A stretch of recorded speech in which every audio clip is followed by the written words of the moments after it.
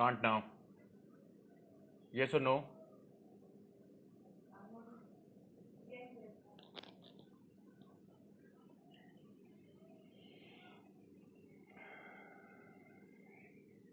Tripti, hi. We're waiting for Amrita to join us from BizAsia, and the moment she joins us, we shall add her to this.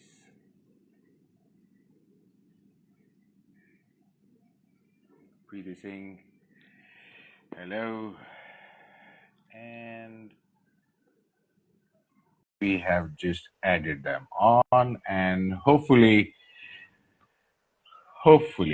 this shall be Hello. Better than last time. Is it? Hello. Can you hear me? Let's see. Fingers crossed. Maybe she'll join us now. Hello. Hi. Can you hear me now? Absolutely. Without any lag. Okay.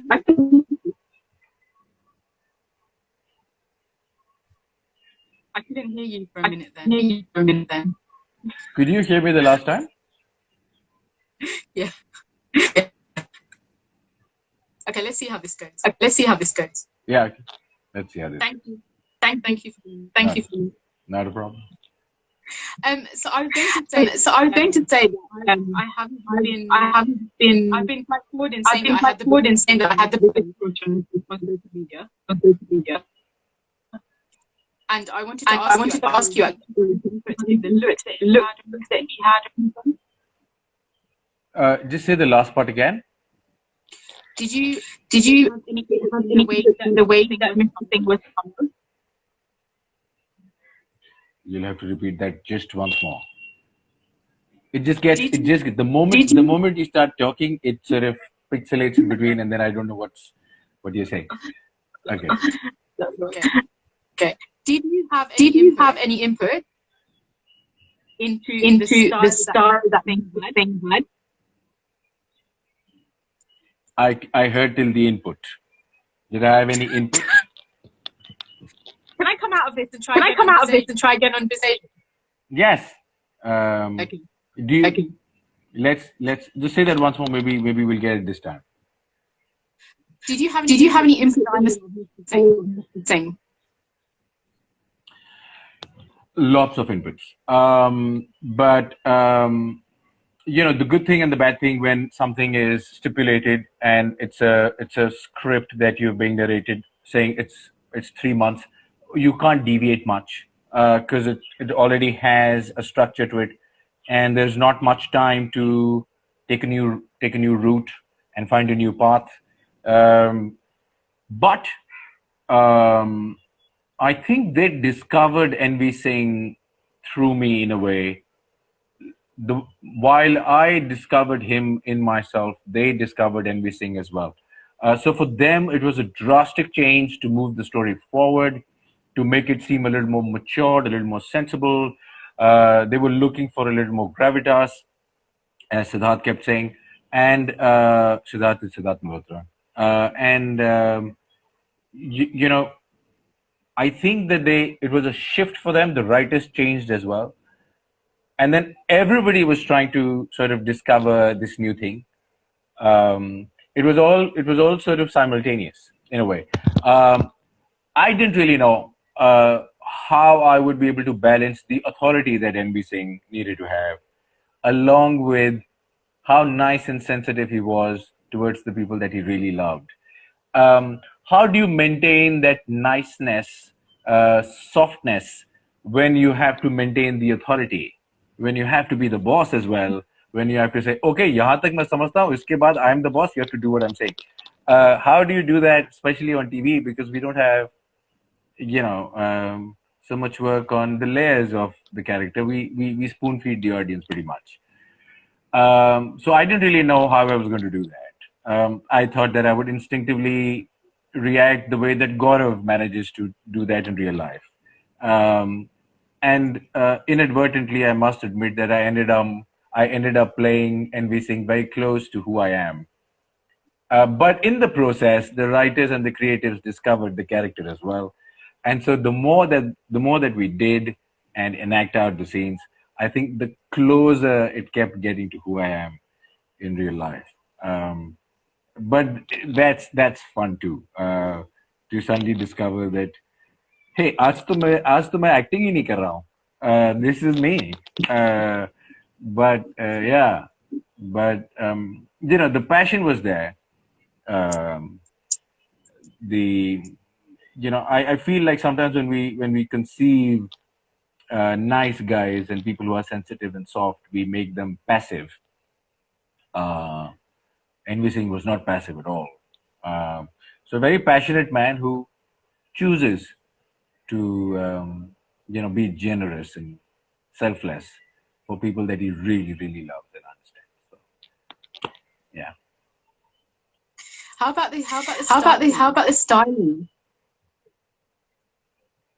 Say that again. Can you the styling of Mr. Singh?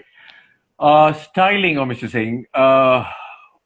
Okay, I must admit, I am a fashion graduate, and so for the clothes that I wear on TV, I do have inputs to give, and they spoil me rotten. They let me interfere so much.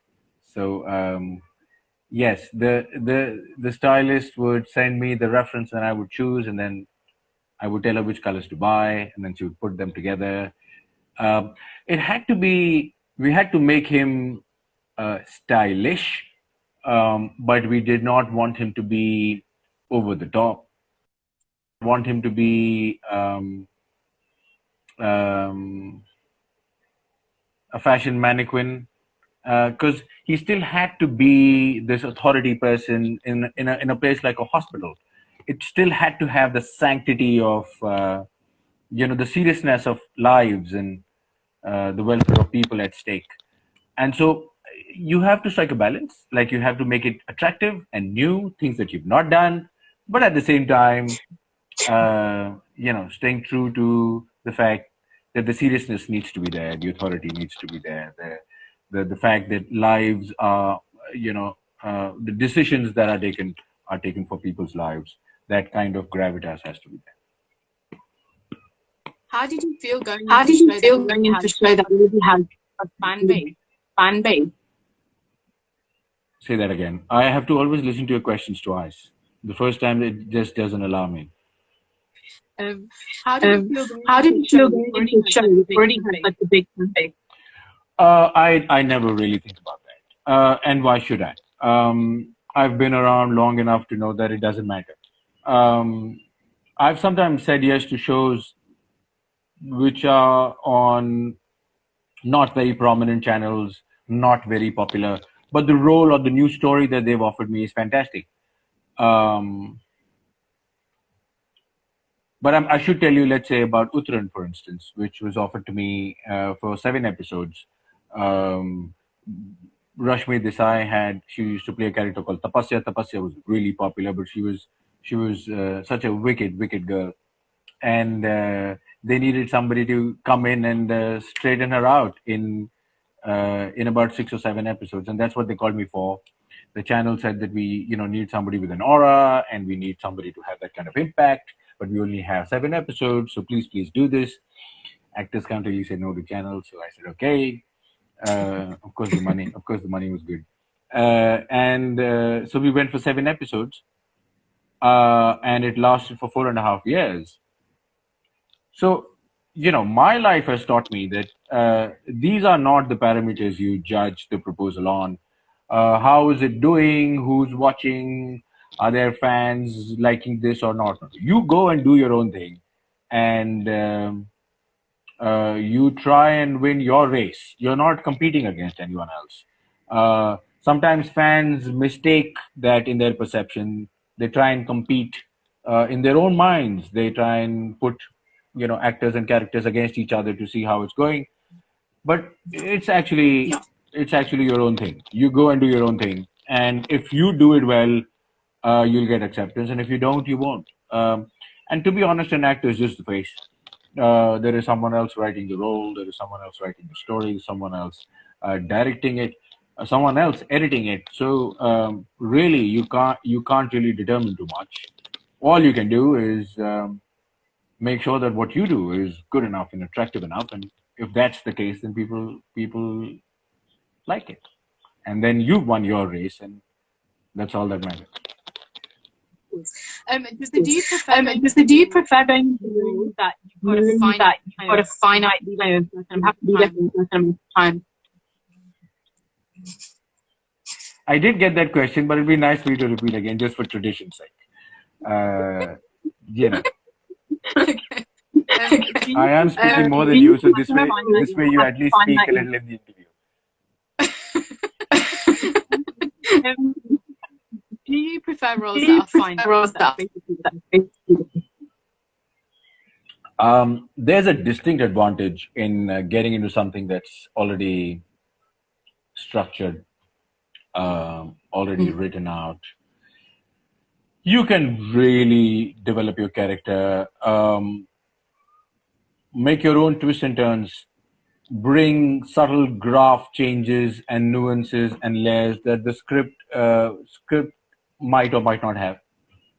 And that's because you know where this has to go.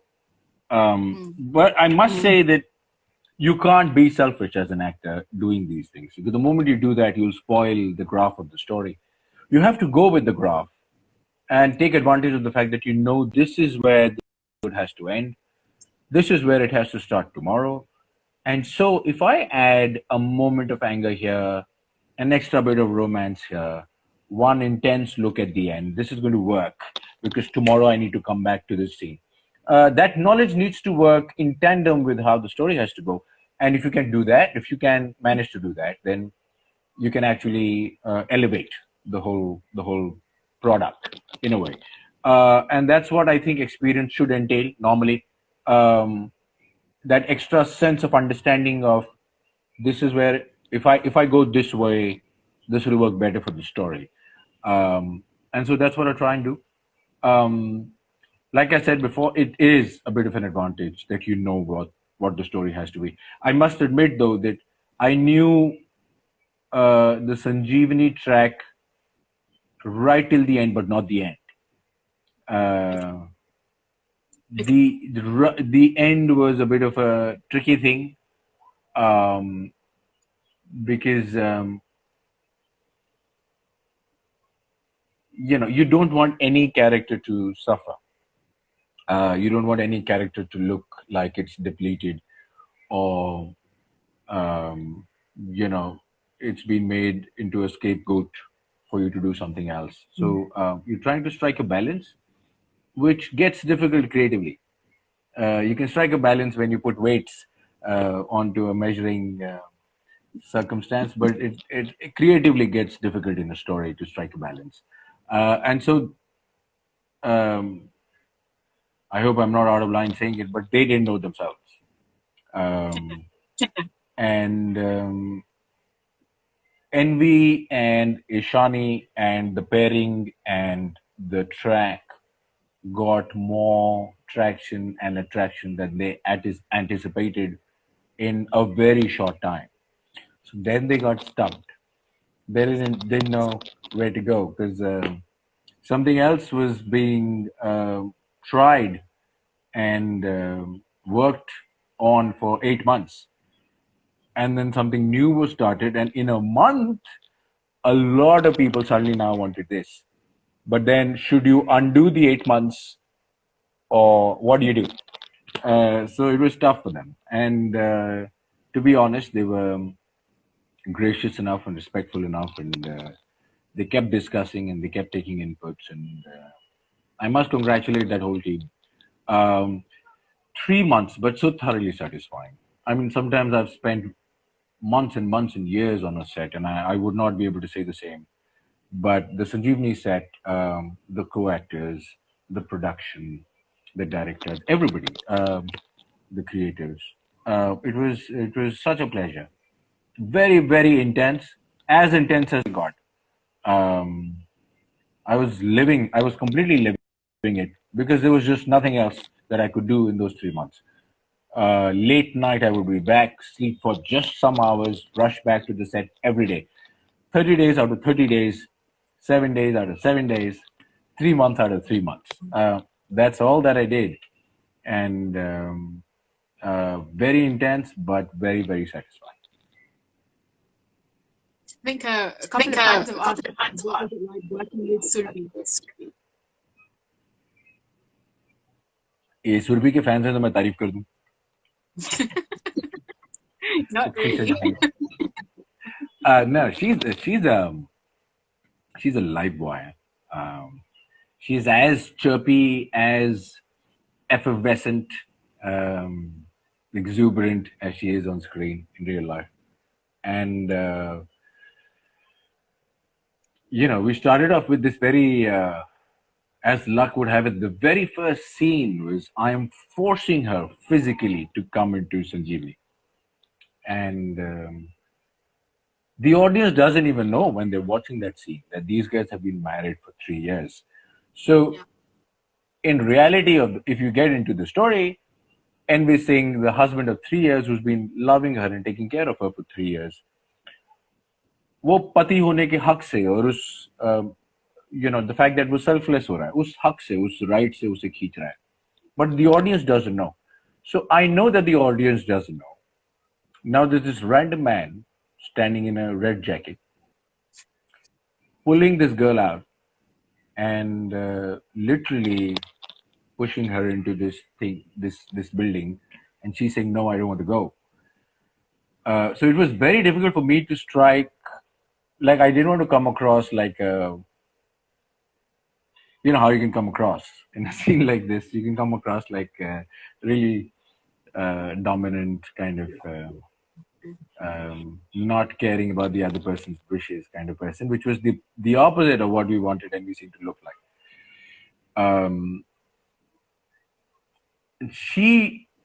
I didn't know how she was playing the character before. So the very first scene was this, and she was playing all vulnerable and sensitive and not knowing what's happening to her. And I was trying to play this really calm, composed guy who knows what's going on. In reality, I knew nothing. And I didn't know how this should look. So both of us were in the moment trying to really find this new flavor, this new sur. She was also trying to find this new sur for Ishani. And I was definitely trying to just construct Envy Singh from that very moment. But as luck would have it, we chatted for like 30 seconds before the first shot, which was just to say hello, hi. And she said, "Welcome to the set." And then, bam, straight away, an intense scene with such kind of physicality involved. But it was so comfortable. And you can't push these things and you can't construct these things. It happens or it doesn't happen. It was just so comfortable. I ended up holding her face. I ended up kissing her. I ended up embracing her. I didn't think of that in my head before we started the shot. It just organically happened in the shot. So I'm giving her sort of credit as a co-actor to say, if she wasn't, I don't know, I didn't know this is where it would go. But even if I was to try and if she wasn't responding, it wouldn't look nice on screen. But it was so two-way and so the right amount of spark from the very word go that it just felt right. It just felt right. Felt right to hold her. Felt right to even admonish her. Or feel bad for her, or straight away feel like I have been in love with this woman for 3 years.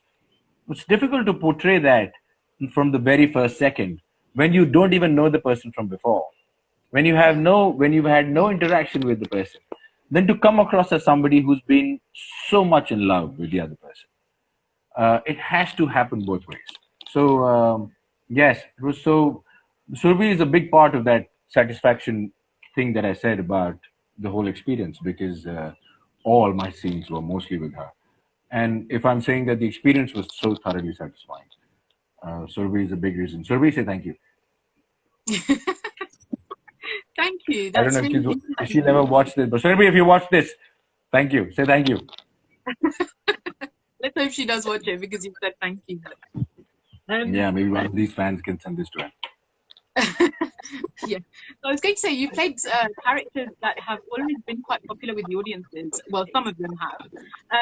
How does it feel that you get ongoing love even after the show's finished? I heard it till you said they've been popular with the audiences, and then you've got to say it again. Okay. How does it feel when a character and the show is getting loved much after it's finished? Ooh, I've been very lucky. I've been so lucky. Amrita, when I first came, I had long hair, I had a slight stubble. I used to walk the ramp. I was a fashion graduate. I used to wear clothes which other people thought were, is he mad? Um, and I thought that nobody was going to give me any role here.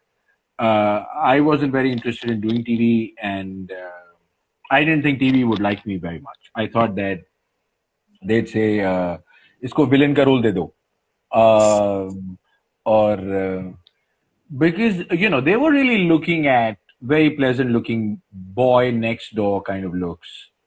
Um, they, in fact, to the point that they wanted very regular-looking people because the stories were such. Like I was saying just a couple of days ago, that the shows were called Kahani Ghar Ghar Ki. I mean, that's what it was trying to depict. ये किसी के भी घर की कहानी हो सकती है. ये this could be you, this could be the guy living next door, or the woman, the lady living next door. So they weren't really looking for a persona per se, or somebody who didn't look very conventional. I didn't think kuch hoga. So everything has been a surprising, unconventional kind of a journey, and I've been lucky. Um, I've done so much work, and I must admit that on every occasion, it's been liked by whoever the target audience was. And a lot of times, the show was not meant for the bulk audience. Uttaran was, for instance, Sanjivani was, for instance, but a lot of work was not meant for the bulk audience. It had a target audience in mind, and you hit the nail every time. And I cannot take credit for it. I've just been lucky. They've offered me different parts. They've offered me parts that I could dive into and discover new shades for. So many times I have suggested tracks and twists and plots that have been incorporated in the story. So I've been lucky like that. I can't really take credit for this entire journey, which has turned out to be like this. But still, the audience liking it and loving it is fingers crossed. I mean, it should continue to be like that. As an artist or an actor, that's all that you can ask for. There's nothing else that's really more important. It's been 15 odd years since I've been doing this, and they still don't mind watching me on screen, and don't mind me saying my dialogues, and send me fake compliments. And sometimes I think all of them have bad taste. How can they like this guy? But they seem to. So cheers to that. So in your 15, almost, I think it's over 15 years, right? How my first show was in 2004. okay. Started off in April. So exactly 16 years now. Yeah, so in 16 years, have you ever thought to yourself that I want to go to this kind of role next? And have you been approached with that kind of role? Do you mean films? Any medium.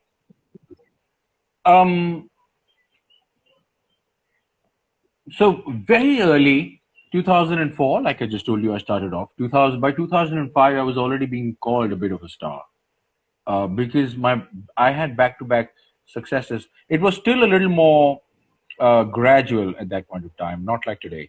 Like nobody would call you for an interview, even if you were playing the lead in your first show. The first show turns out to be a success, and the second one is being liked. That's when they start calling you, saying, "Hey, your second success. It was almost like they gave you that much space before you could prove yourself, which I thought was a little more healthier than how it is now. Um, you gradually became a star, not Yeah. instantly. And so it was even healthy for you to deal with the whole circumstance as an actor and as a human being. By 2005, I had already given three successful roles. I was doing four shows at one time, two weeklies, two dailies, running around like crazy. And then all four of them shut down in a span of 2 weeks. And then I was like, what is this? I had been wishing for some rest and respite, and I started feeling guilty, saying, "Why was I wishing for this? Uh, someone up there has heard me and my prayers, taken me too seriously." But jokes aside, suddenly there was nothing, and instinctively I didn't know what to do, and someone offered me a theater production in South Africa, and I said Okay. yes, and I went. And that became the turning point in my life. And the biggest lesson learned, and I'm coming to the answer to the question, is that I realized that there was no point planning. Um, so, however unconventional this journey has been, it's not been planned. There's been no strategy. There have been no managers. There's been no godfather. There's been nobody telling me which role to take. It's all been very instinctive. I tend to go with my own sense and taste of how it sounds, and I, greedily speaking, think whether I'll be able to put my own, little signature on the role. Um, that's what you want. You want people to say when they see the role or think about it later on, say, no other actor could have done this. Maybe many could have, but you want the audience to think like this. And so you try for that to happen. And a lot of times that's happened. So, like I said, we've just been lucky. But you can't plan this.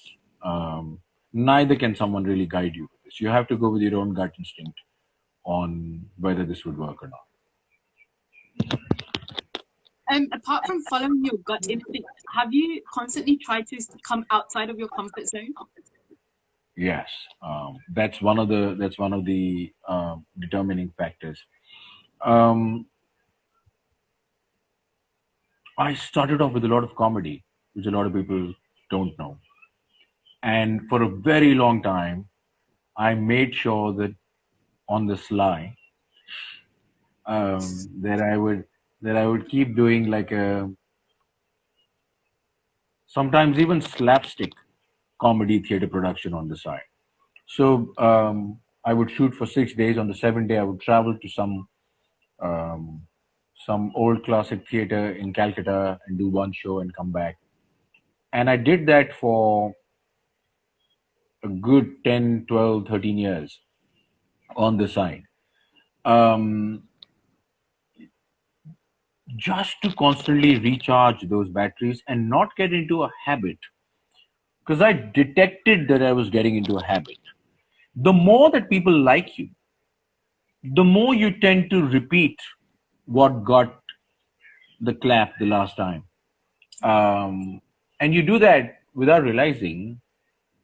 It becomes an instinctive thing, and the audience calls it your style. But then you slowly become a puppet of that style. And I sense that has been the downfall for a lot of actors and creative people and directors as well. That they become puppets of their own successes. Um, so I've tried. Um, NBC, for instance, which is the last one, is has been similar to some of the other roles that I've played.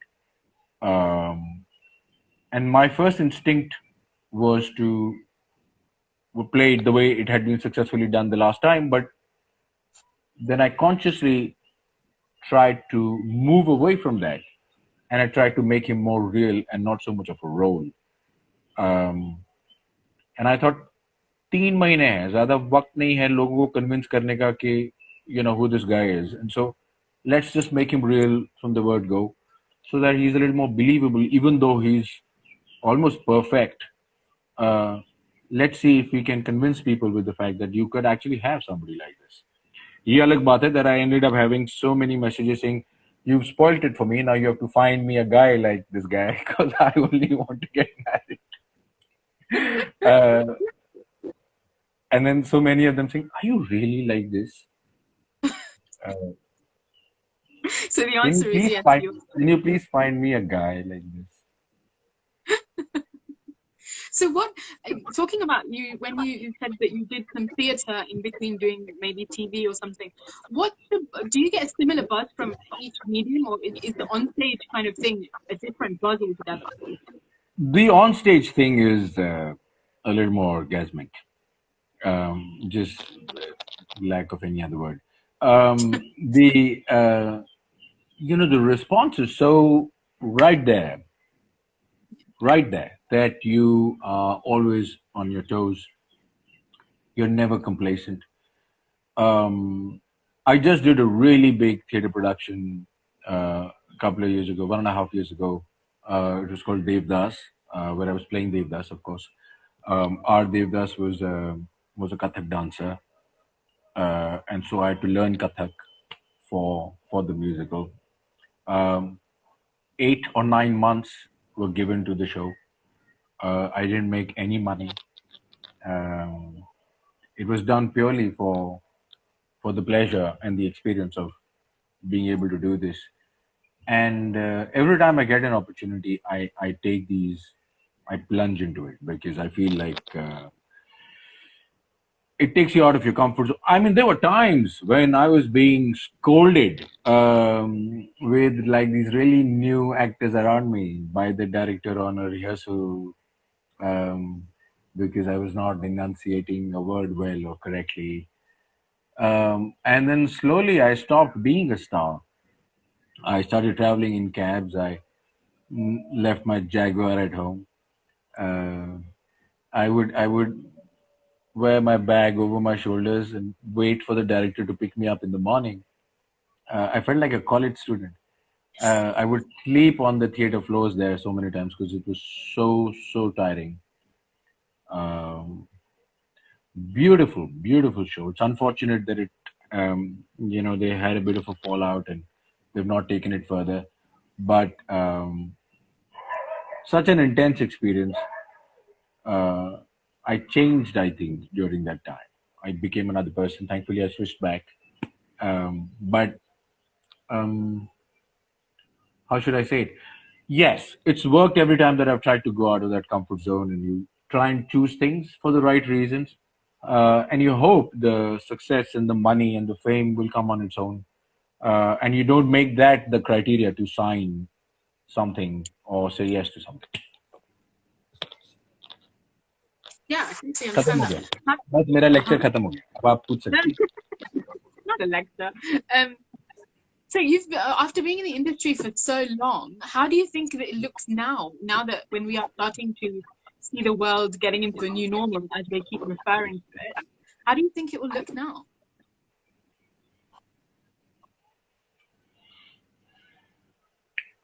I think we're at the cusp of change.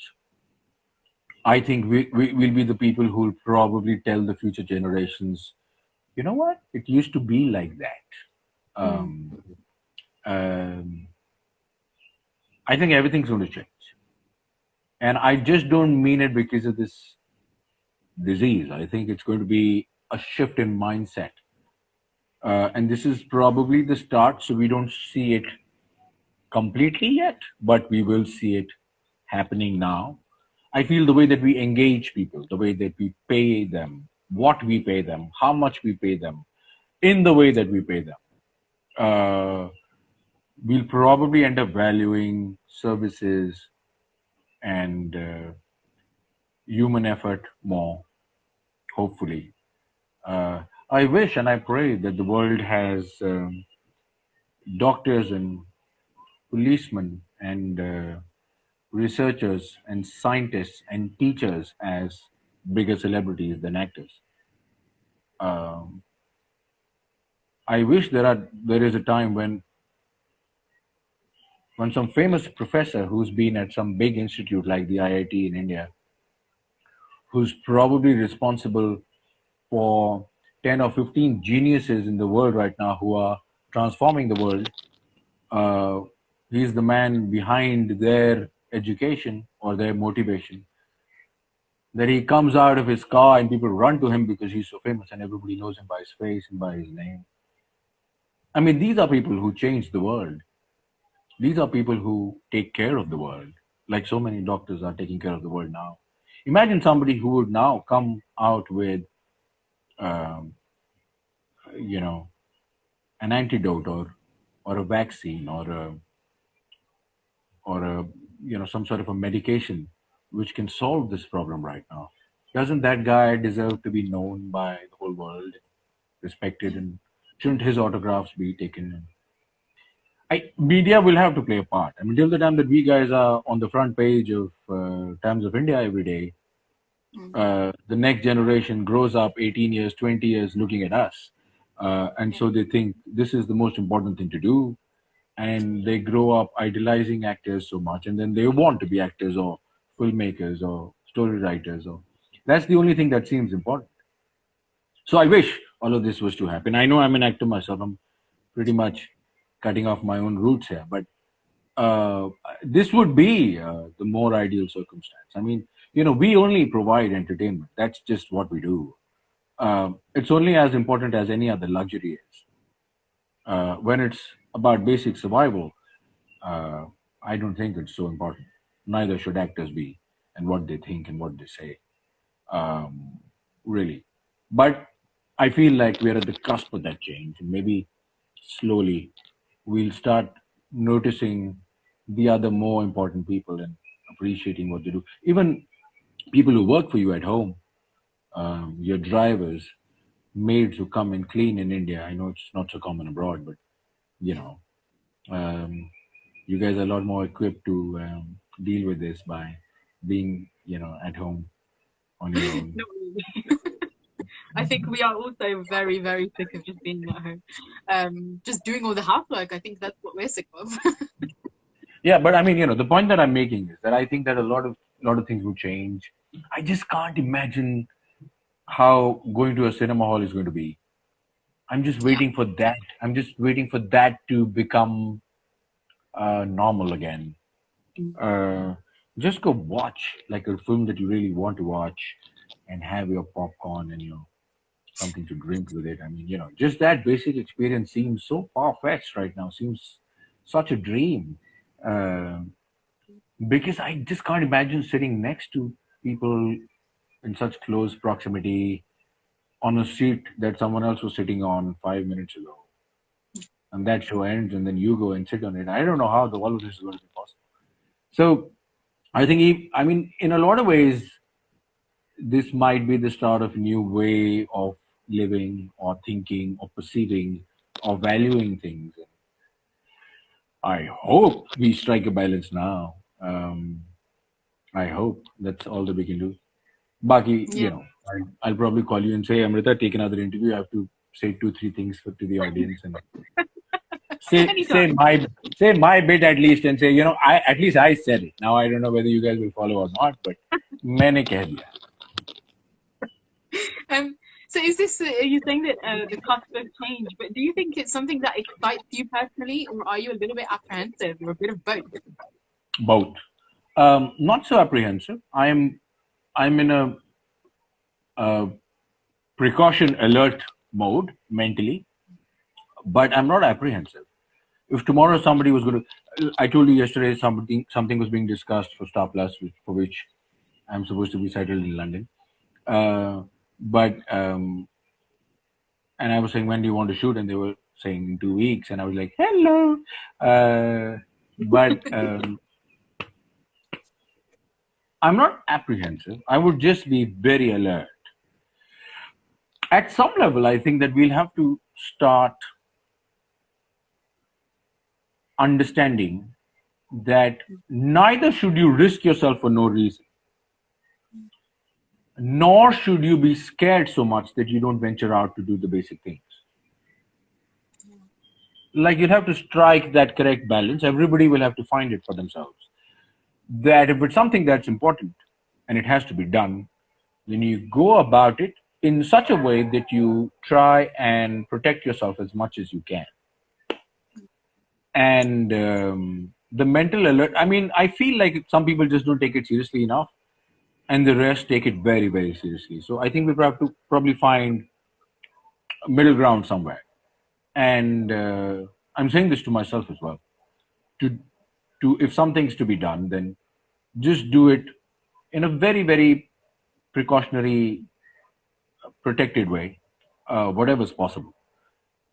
And at the same time, just because I'm venturing out of the house should not mean that I'm just now going out for strolls and drives and unnecessary things. I think the risk remains, but there should not be fear. I think that is a different thing to, a difficult thing to balance. I think the fear.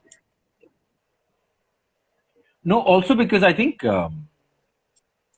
when you hear about something that cannot be treated, and then you hear of so many people dying, and what's actually made it worse, if I may say so, as somebody from India, is seeing so many big countries in Europe and America not being able to deal with it. We always assume the services, the medical services, the fraternity, the facilities are so much more available to people and in a much better situation than the Indian circumstance. We've always assumed that. So when you saw America literally collapse and Europe and so many countries in Europe collapse in front of this, what happened in Italy and Spain was tragic. And so it suddenly became like, ooh, will we be able to deal with this?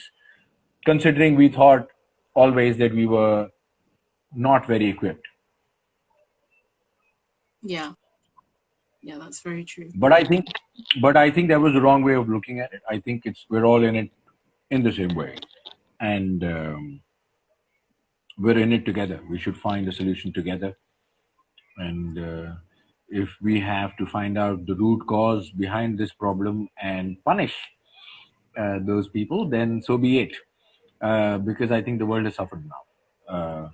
And if someone's done this on purpose, or if even if this is a careless mistake, if it's happened in some organic way, someone ate something and got something, well then so be it. But if this is something that's come out of a lab because someone was trying to do something, this deserves a third world.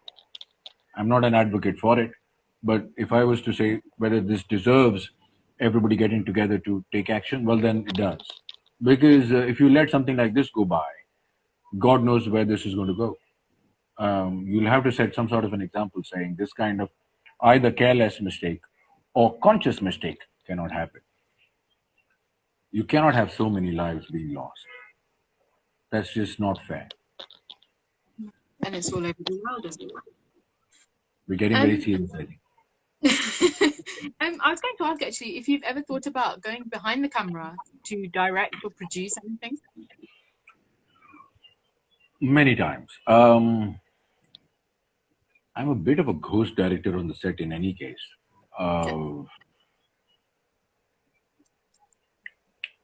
But I don't know.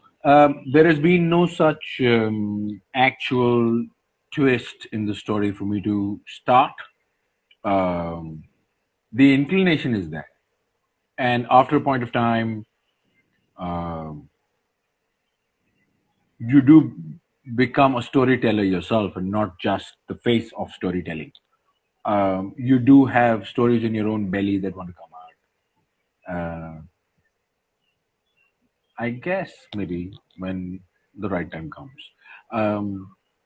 I'm I'm lucky enough that the moment I became, he's been around and he's experienced and blah blah blah. The boring phase was about to start. Um, the whole thing changed again.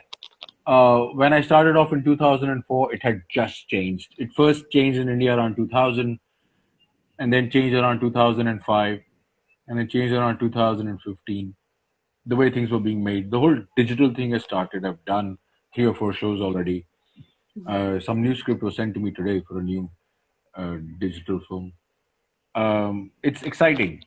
You can really just reinvent yourself. Really, just you can be like a newcomer again and find something absolutely breathtakingly fresh for yourself um, Yeah. after so many years. So it's great as an actor when so many opportunities are in front of you. You continue to pick and choose. And I've always maintained that you're only successful till the time you have choice. Success is not money. Success is not fame. Success is not your followers on Instagram. Success is you having choice to say no or yes to the work that you get. Until the time you have that success, say thank you to the Lord above and continue to choose.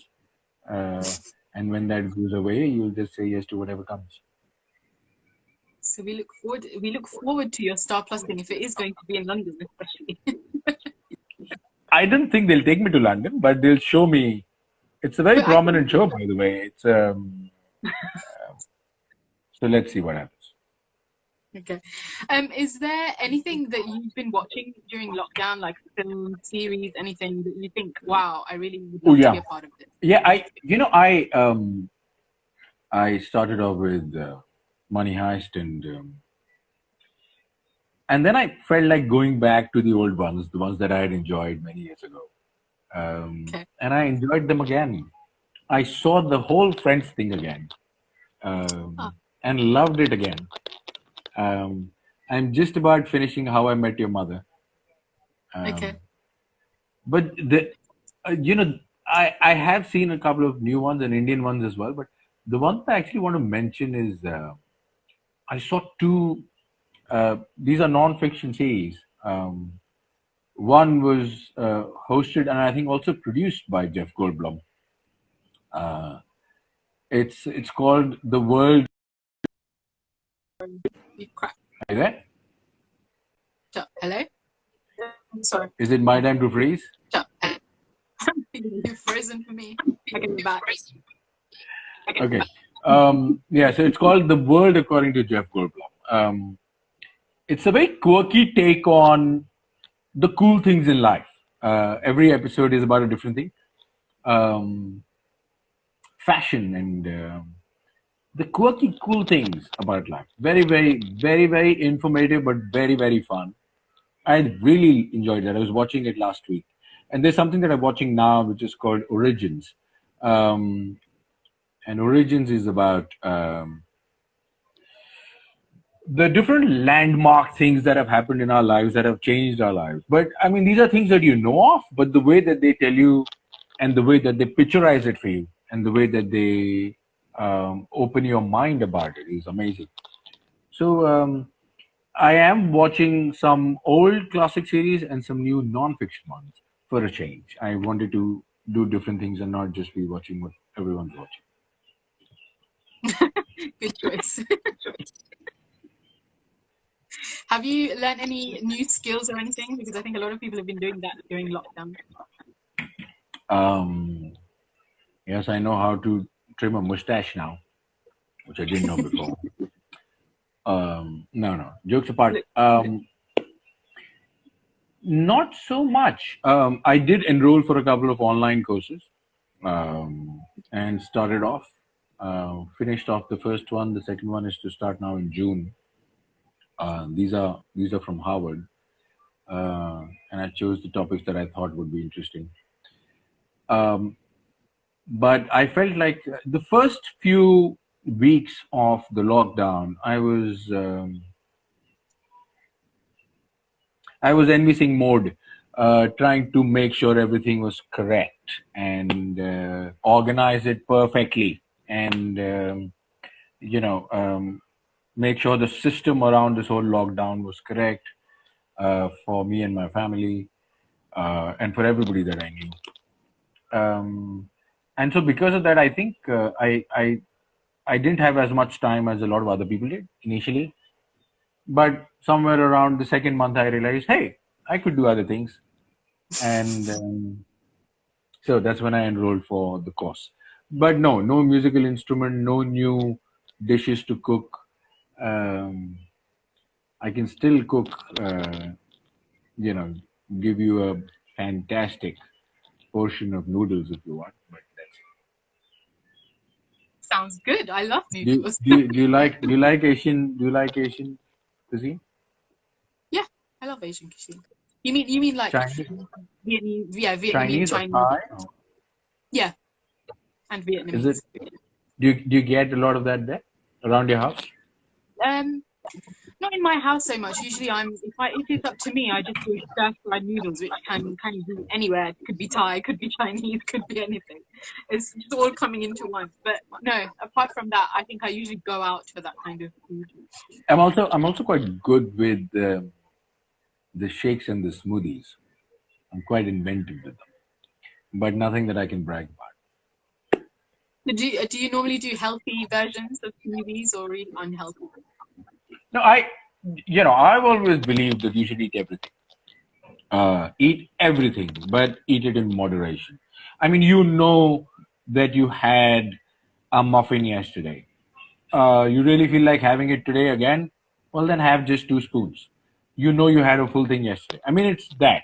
Um, Eat your desserts, eat whatever you like, even drink. I don't smoke and drink myself, but for people who do, if you do, fantastic. There's no problem. Just don't overindulge. Our bodies aren't equipped to deal with that kind of overindulgence. So as long as you eat in moderation, everything can be had. And then if you maintain that over the years, you realize that I still wear the same size jeans that I used to wear when I was 15. Wow. Okay.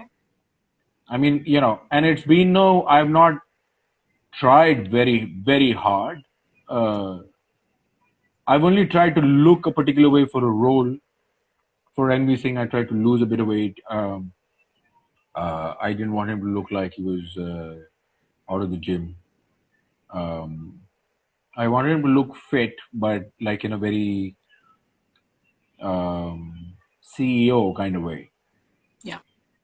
Um, for Devdas, I actually put on some weight. Because again, he was drinking so much. But I wanted him to look a little um, not healthy, put on weight. Um, yeah, so you try and change your appearance, and so you change your diet.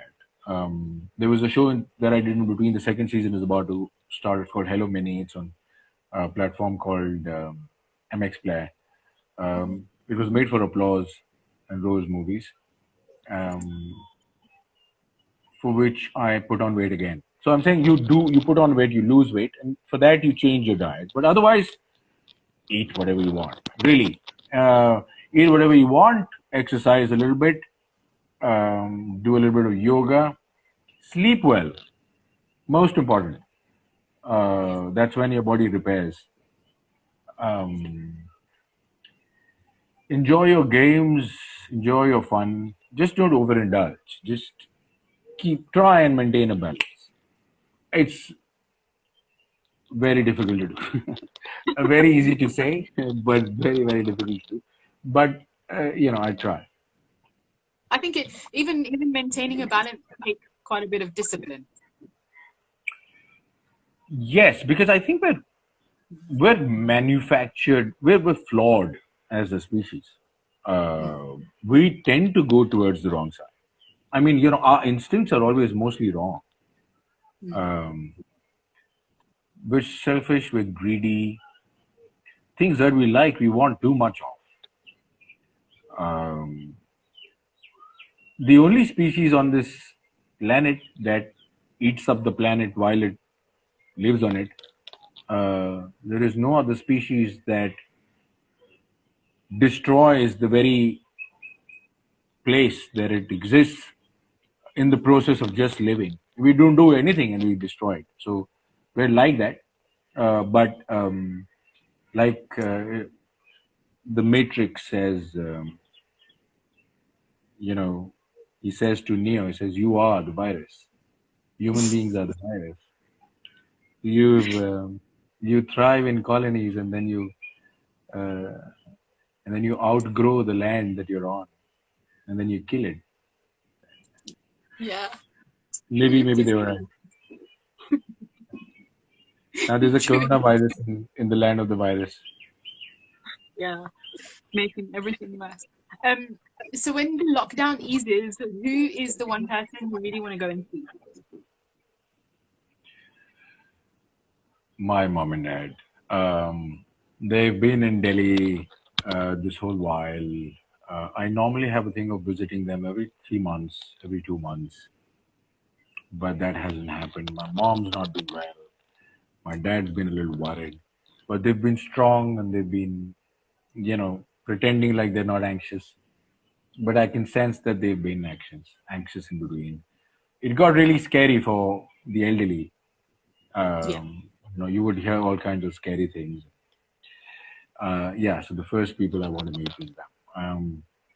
After them, the list is going to be long and the list is going to be a little complicated, and some people will get happy and some people will not. So I'm not going to get into that list straight away. No, we'll leave it as your parent. Is there anything that you particularly want to go and do after lockdown, apart from going back to work, maybe? Uh, like I said, just to feel that freedom of, I really wanted to watch this film, and I'm just taking out time from my schedule, booking good tickets, going to a good cinema hall. And these days, you go to a good cinema hall, you choose the technology you want to watch. You want to watch it in the IMAX screen. You want to watch it with the special acoustics. You want to watch it with. We have so much stuff happening here in Bombay. I don't know whether it's there in London or not. We have screens which are three screens. You have one on the side, on either side as well. So for action sequences, it actually starts from here and then continues and goes till here. It's fantastic. Um, so you actually choose the technology depending on the kind of film that you watch, and so, and then you order your food, and then you something as simple as that. I want to feel that freedom again, of doing something collectively, being in a club, in a restaurant with friends, and having the collective, being in a gang feeling, just to feel free enough to do that. Right now feels like you have to think 10 times before you would make a plan. Yeah, it does. It does indeed. I know exactly that feeling. I think I'm with you Have on that. people have people started mingling in London? Are they going out? We can go out, but they said we should stay outdoors, so maybe in the park, but we have to stay 2 meters apart. So you can meet 6 people, but we have to remain apart. Do you do that? I've only met one friend, so I've not done it myself. So But did you follow the 2 meters? yeah, keep that apart. It's weird, but That could be good and not good at all, depending on the circumstance. exactly. I'm going to round off. Thank you so much for talking to us. And whether the world brings you to London or not, I hope at some point you're coming to London, even just for a holiday when you are feeling comfortable to go on a plane again. Yeah, so let's change the answer. Ask me again what I want to do as soon as, and I want to come down. I want to plan this visit. I actually, to be honest, every time I've visited London, I have felt like I should be there for Christmas. Um, I've been in Canada for Christmas. I've been in the US for Christmas. I've been in Europe for Christmas. Um, but I feel like London might be a different experience around Christmas time. And so I really genuinely, not because I want to put a smile on your face, I genuinely want to do that. It's on the list. Um, Hopefully by Christmas time we should have boxed this thing out of the window, and with a substantial uppercut, and then post that we shall plan like a visit, and I'll be there. Yay, that would be good. It would be great, actually. But hopefully it will be by Christmas. If not, we'll have to stay sometime next year. Thank you so much. And I wish you well with whatever you have going next after the lockdown, or even before it if you start working on something. How interesting! At this, what happened at the start is happening again. But anyway, I'm. They don't want us to end, Amrita. They don't want us to end. Go on, go on. Sorry. Say it again for me once. I said good luck for everything you have coming next. And Thank you. hopefully we will do something like this soon, maybe in person. No, thank you very much. Thank you for having me, and thank you for a chat that didn't feel like an interview at all. Thank you. I felt like I was just rambling on, chit-chatting with a friend. Thank you so much. So thank you for that, and all the best. Please take care, and Yes, like I said, let's see each other on the good side of the rainbow. yes, absolutely. Let's do that. Let's do Take that. care. Bye. Bye bye.